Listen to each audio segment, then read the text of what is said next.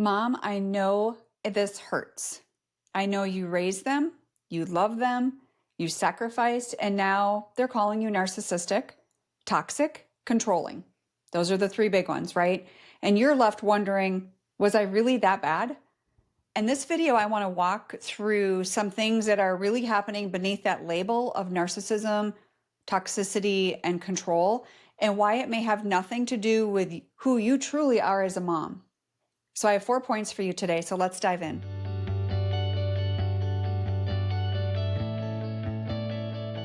Number one, as I'm sure you can imagine, is they're repeating buzzwords. So we all know with the hype of social media, the way it is today, the way our world is, there's a lot of buzzwords that people just throw around, right? I know I don't even have to tell you this.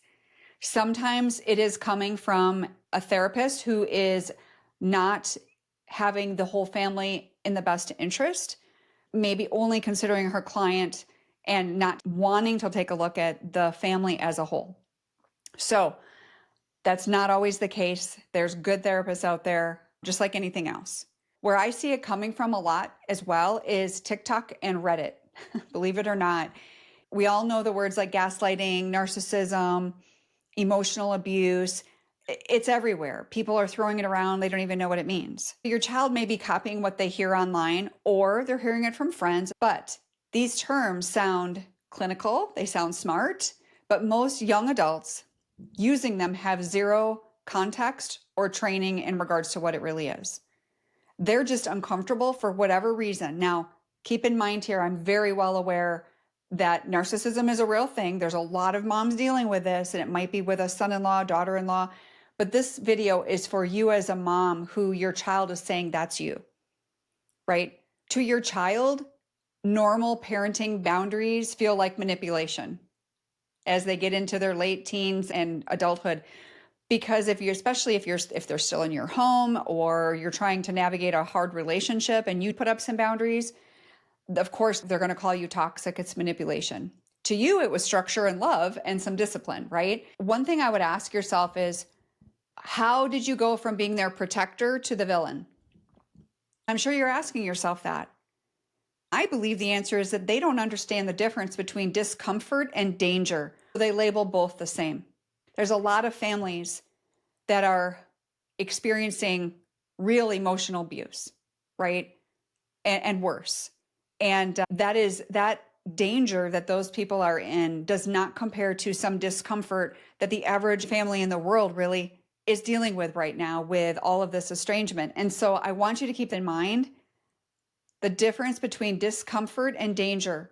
They don't know the difference. They're probably not even thinking about it. The label makes sense to them and how they're really feeling right now. So they label both the same. Number two is they're speaking from their pain, not a diagnosis. So when your child is saying, you're a narcissist, mom, they're not always making this medical judgment. And I think you know that, but it still hurts. They're trying to make a sense of how they felt growing up. And so they're going backwards. Maybe they felt unheard. Maybe they felt overly controlled or misunderstood. So now they have this label that they can name something painful, even if it's untrue or exaggerated. Again, that does not take away from those dealing with true narcissism or toxicity. But it's not about who you are now. It's about how they are processing the past. But they're only using social media tools. Unfortunately, that pain is often projected onto parents. If you're walking on eggshells, feeling blamed, emotionally stuck in shame that does not belong to you, I want to invite you to something different. I offer discovery calls for moms who are looking for more. They're wanting more support in their life to be able to navigate this hard path. So it's a real conversation that you and I would have, and it's an opportunity to see if we're a good fit. And so that link for the discovery call will be in the show notes below. Number three, I know this is going to shock you, but they found a crowd who agrees. And if that's not the truth, right? People go towards people who agree with them. And that's our entire history, I believe. So once your adult child finds someone else, whether it's in person or online, that says, yes, that happened to me too, that label becomes truth. because then they're able to put an answer to whatever's going on in their mind and their perception of something. And there's no balance in that. And no one's asking them, was your mom really narcissistic, or were there just some hard seasons? They're just looking for validation. And the reason I'm talking about this is I have a lot of moms that I serve that have been told this, and I don't believe that they are, nor were they. This is the perspective of an adult son or daughter who really has no training in it, and not looking for that balanced perspective. That's why I'm doing this video for you, because I see the pain in these moms. Many times our kids are being praised for breaking these generational cycles.